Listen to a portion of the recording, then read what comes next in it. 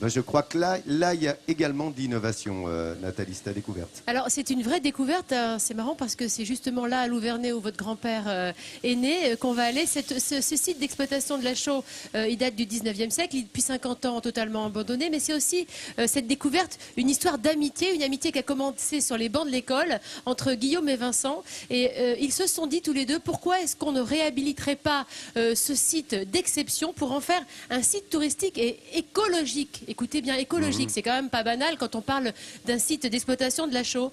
Paris réussi, le parc a ouvert en 2012, c'est un vrai succès et c'est du tourisme made in Mayenne, regardez. Dans la campagne mayonnaise se cachent de drôles d'habitations. Yourtes, cabanes en bois, tipis, igloo en toile. Voici un camping plutôt atypique, et ce à seulement à une dizaine de kilomètres de Laval. Ce projet insolite a été développé au cœur d'un ancien site d'exploitation de la chaux. Ici, au 19e siècle, les hommes creusaient le sol pour récupérer le calcaire. Une roche ensuite transformée en chaux dans des fours. Cette chaux servait alors à enrichir la terre des champs.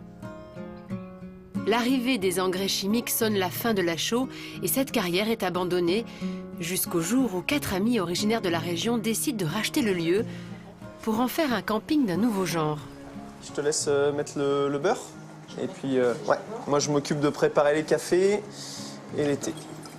Vincent est l'un de ses nouveaux propriétaires. Il s'est levé tôt pour préparer le petit déjeuner de ses hôtes. Et dès le matin, l'esprit écologique est mis en valeur. Tout est bio. Rien que les paniers déjà qu'on peut voir ici, ils sont fabriqués par un jeune homme de 85 ans qui habite à 5 minutes d'ici à peu près. Donc c'est du savoir-faire très local. Et Vincent livre lui-même les paniers.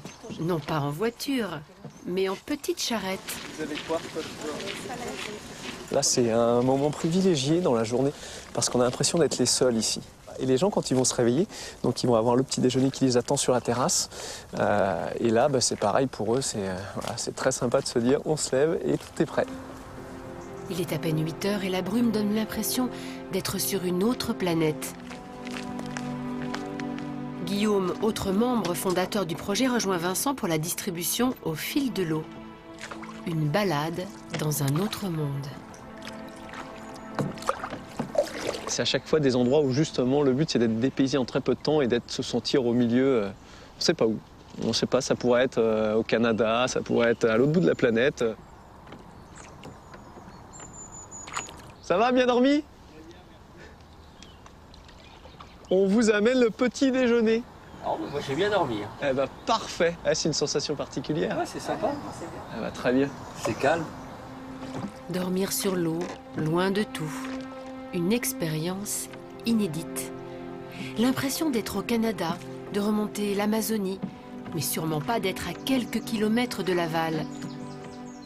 Et pour ceux qui veulent découvrir l'histoire du site, il leur suffit de suivre Vincent. 1 heure, livreur de petit déjeuner, puis il revêt sa casquette de guide. Direction les coins les plus cachés de la propriété. Les promeneurs prennent de la hauteur, histoire d'apprécier le paysage. Et une surprise les attend, un ancien four à chaux monumental.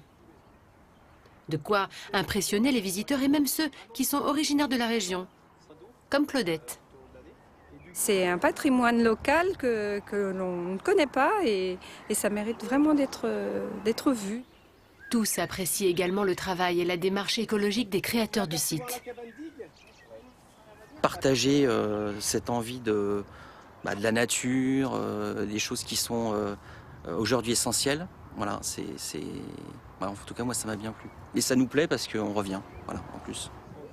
Faire de cette ancienne carrière un espace de découverte et d'évasion, le pari est réussi.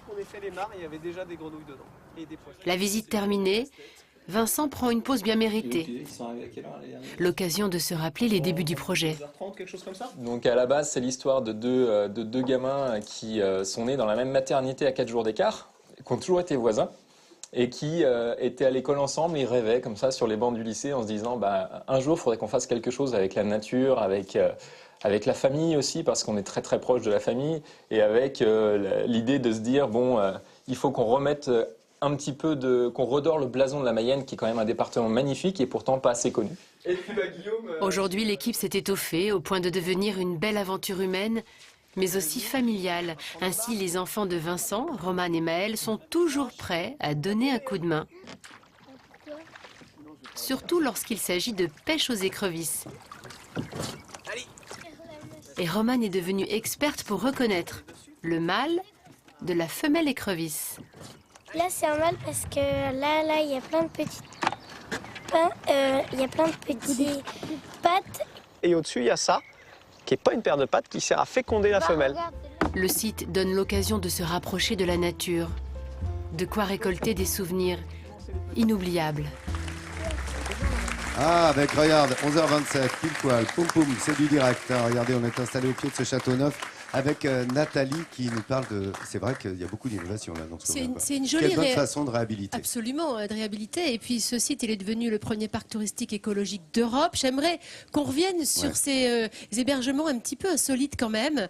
On est posé sur l'eau. Il y a eu une lumière magnifique au moment où on est parti tourner justement ces images que vous allez voir. On est complètement déconnecté de la vie citadine. Ces petites cabanes, regardez, on a l'impression d'être sur les grands lacs canadiens quasiment, avec ce côté un petit peu automnal. Alors ces cabanes, elles ont une piscine, regardez, c'est pas du tout un lac, c'est une piscine bio avec l'eau qui est filtrée par les plantes. Ces cabanes peuvent accueillir jusqu'à 4 personnes. Il y a vraiment une ambiance zen, cocoon, je vous l'ai dit, complètement décalée par rapport à la vie citadine qu'on subit, presque des assauts agressifs de la vie citadine. Là, pas du tout.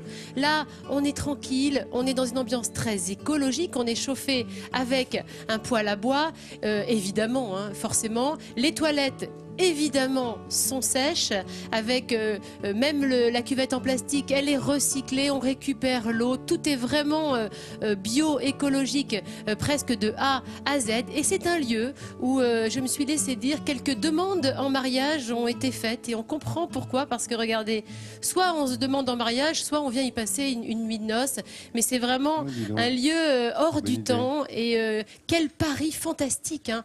Oui, tu sais, Nathalie, que Christophe. la Mayenne est en train de devenir le département spécialisé dans ces habitats différents, singuliers et bio, comme tu l'as très bien dit. Je ne suis pas du tout étonnée parce que Vincent et Guillaume, les fondateurs de ce projet exceptionnel, ils sont épaulés par de nombreux amis. On l'a vu dans le sujet maintenant, ça devient vraiment une petite entreprise où il y a du monde. Tous les produits proposés aux visiteurs sont évidemment des produits bio et locaux. Au-delà de l'accueil, on l'a compris, c'est l'aventure humaine que Guillaume et Vincent ont vraiment privilégiée. Ici, évidemment, on parle anglais, espagnol, et l'accessibilité aux personnes à mobilité réduite est évidemment travaillée. Et ce site s'est vu remettre le prix national du tourisme responsable en 2012.